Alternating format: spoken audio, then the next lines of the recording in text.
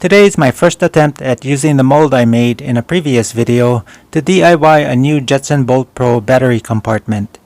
The compartment will be made of cardboard and is meant to be a mock-up. It'll help me get a better idea of what it'll be like to construct either a plastic or metal version in the future. See what it's like to build a battery compartment from scratch next.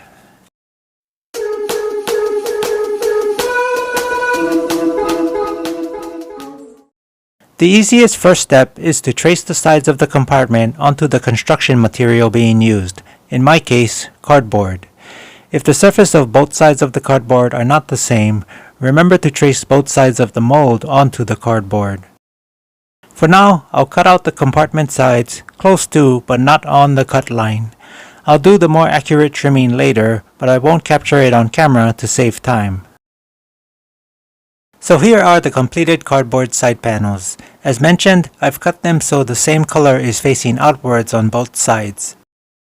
The edges of the side panels line up nicely with those of the mold. For the strip of cardboard that will wrap around the perimeter, I'll try cutting it to the width of the mold plus the combined thickness of both side panels. Based on how I cut the mold, this may result in a compartment that's slightly too big to fit within the frame. I'll have to see if that's what happens and work from there. I'll first need to stack the side panels and mold on top of each other so I can measure the thickness of the stack. This measurement is what I'll be cutting the width of my perimeter pieces to. I'll need about 48 inches of cardboard to wrap the entire perimeter of the mold. Since I don't have that much continuous length of cardboard, I'll have to cut multiple strips of cardboard and join them together to get the total length necessary. I've marked off the measurement taken from the stack and will cut each strip of cardboard using a straight edge. For myself, I like to use a utility knife to initially cut through the cardboard, then switch to a box cutter type razor blade. I feel that the box cutter razor leaves a cleaner edge on the cardboard when it cuts all the way through.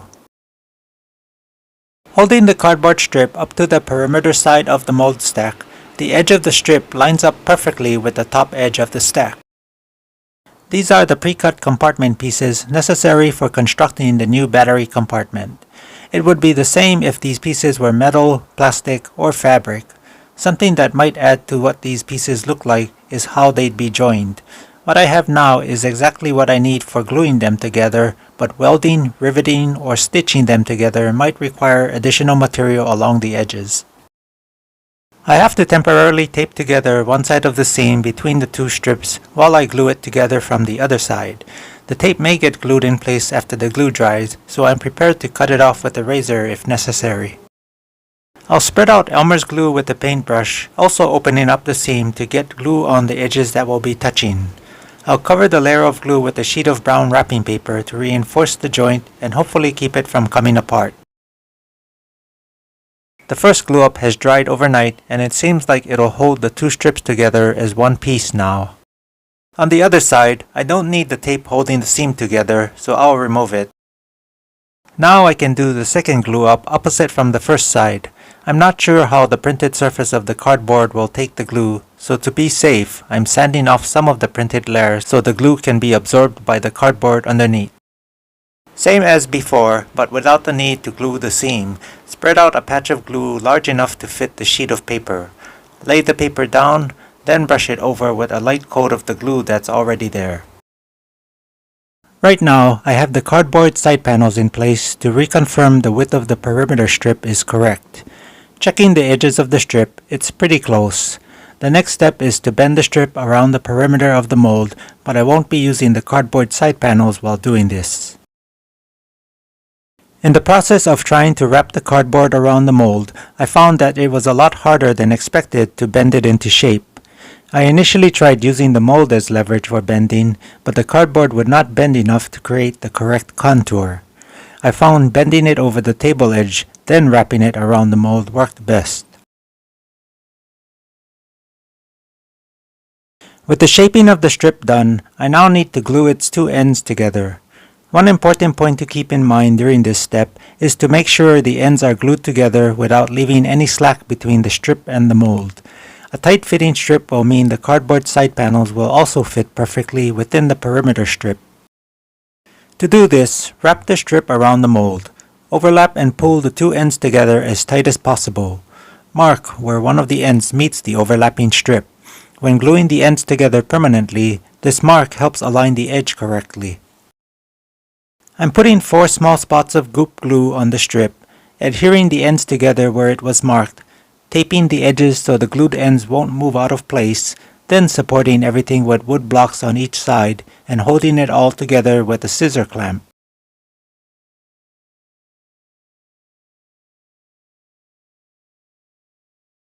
The glue has been drying for 24 hours and should be safe to unclamp. There's still a lot of excess cardboard strip, but I'm going to leave that for now since it's not in the way. It's not shown in this clip, but I did eventually remove the blue masking tape. I also want to test fit the strip over the mold to confirm the strip with both of its side panels fit together as I planned. If the fit is close enough, I can then continue on to gluing the side panels in place. I'm not sure what I'd do if the pieces didn't fit together for this test fit, but in this case, I'm lucky they do fit together well. For the glue up of the first side panel, I'm going to put all the pieces together on the mold and work on the glue up with everything resting on one side of the compartment. I could do both side panels at once if I had enough of the right kinds of clamps, but for me, it's easier to use weights to hold everything in place. I'm using goop glue to put very small dabs spread out around the edges of the side panel. I'm avoiding putting too much glue to avoid it gluing the compartment to the mold. I'm also avoiding gluing the section where the perimeter strip overlaps itself until I can glue everything else together first, then eliminate the overlap and glue the strip edges and that section of the compartment together last. I'll use whatever weights and clamps I need to hold this one side panel in place until the glue dries in 24 hours. When using clamps, I can't make them too tight because they'll crush the cardboard, which in this clip, if you look carefully, you can see I already did that where the clamp meets the convex portion of the compartment. The glue holding the side panel has dried and the quality of the glue up looks good. I'll remove all the clamps and weights so I can take a better look at the compartment. I want to also get the mold out of the compartment so I can check the inside along with the outside. It does seem like some of the glue is holding the mold to the inside of the compartment. I'm hoping it's not too much glue, otherwise it'll be impossible to separate the two without damaging the compartment. Off camera, I was able to unstick the mold from the inside of the compartment by stabbing the edge of the mold with a utility knife and using that as leverage to pull on the mold until it broke free. The inside of the compartment looks great. Some of the paper where the compartment was glued to the mold has torn, but it's very little and not a problem. Even though I didn't glue the entire edge of the compartment, the structure of the compartment still feels durable. I guess that also speaks for the durability of corrugated cardboard.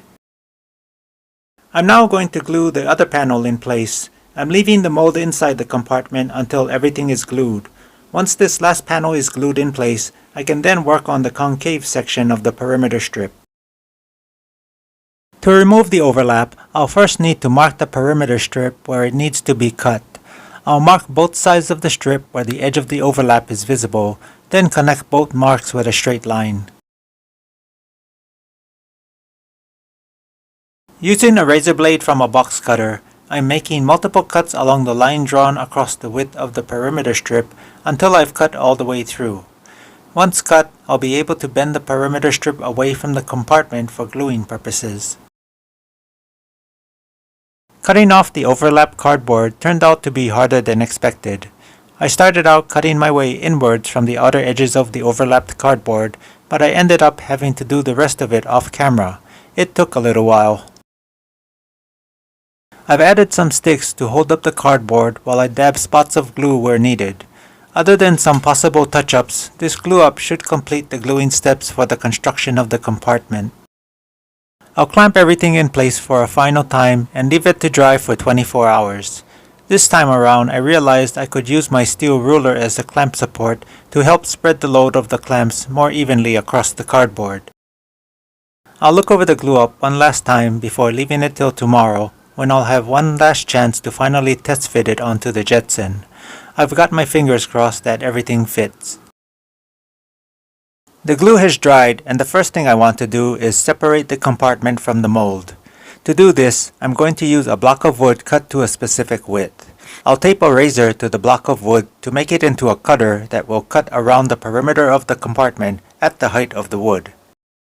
Because the blade is at a fixed height, I can repeatedly slide the block of wood across the tabletop with the blade pushing into the compartment, and it will make the same cut into the compartment without any other effort needed for alignment.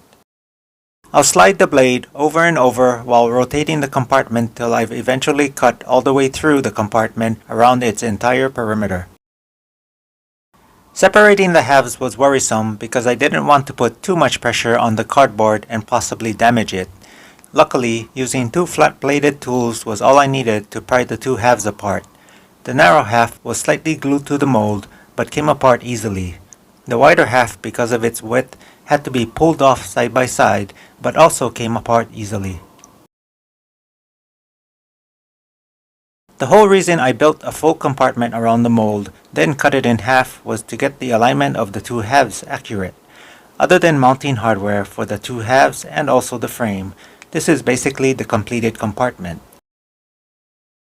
With the completed mock compartment, I want to test fit it on the frame. In press fitting it into the open space for the compartment, it did feel a little tight.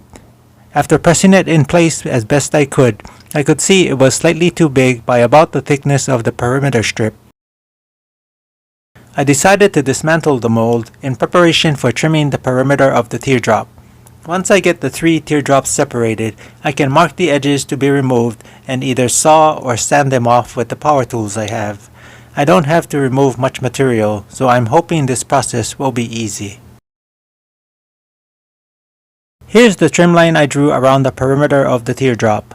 I'll sand the edge down to the line, then use this teardrop as a template for trimming the other teardrops. Although the belt on my sander is pretty worn down, it still made quick work of the edges. It didn't take very long to finish one of the teardrops. I did have to get creative trying to sand with the C-clamp blocking part of the sanding platform, but I was able to make my DIY belt sander work for this situation. I've completed trimming the first teardrop. I did trim it, test fit it on the frame, then trimmed a bit more off the point.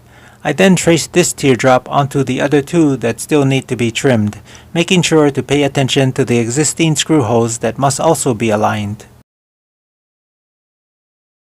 Sanding the rest of the teardrops was just about the same as doing the first one.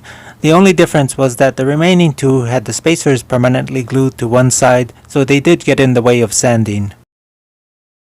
I've completed reassembling the mold using the 3 trimmed teardrops. It looks basically the same as before. The only difference is it's slightly smaller. Now when I fit one of the sides of the existing compartment, it's very loose fitting. As you can see, the compartment moves around easily on the mold. I'm going to trace the mold onto the compartment, but I want to begin with the mold aligned all the way against the point of the teardrop and against the bottom concave. I'll trace the perimeter of the mold onto any part of the cardboard that remains exposed, and that's what I'll trim off from the compartment. I trimmed the edge the same way I did with the first iteration of this compartment, using a razor from a box cutter to follow the cut line as carefully as possible.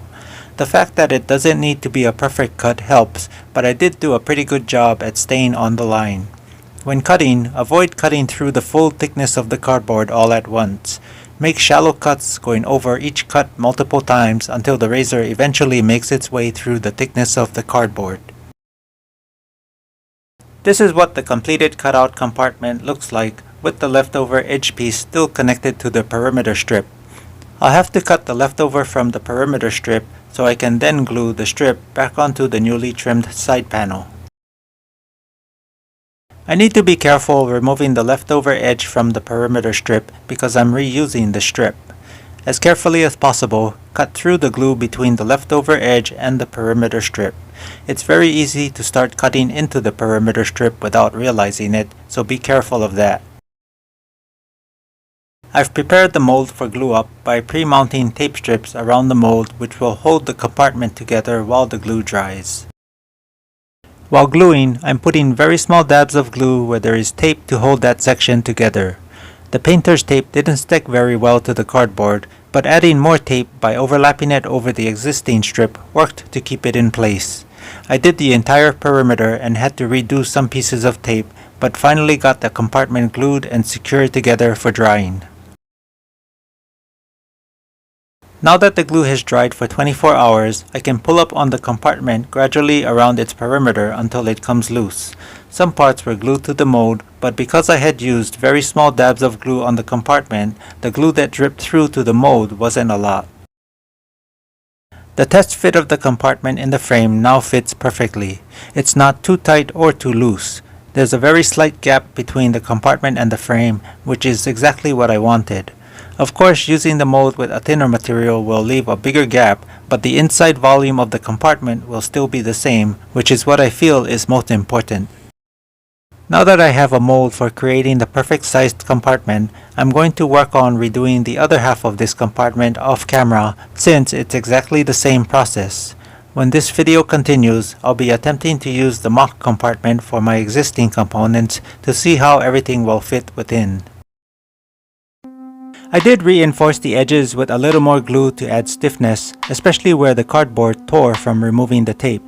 Compared to the old compartment, it doesn't look that much larger. The old compartment barely fits inside the new one.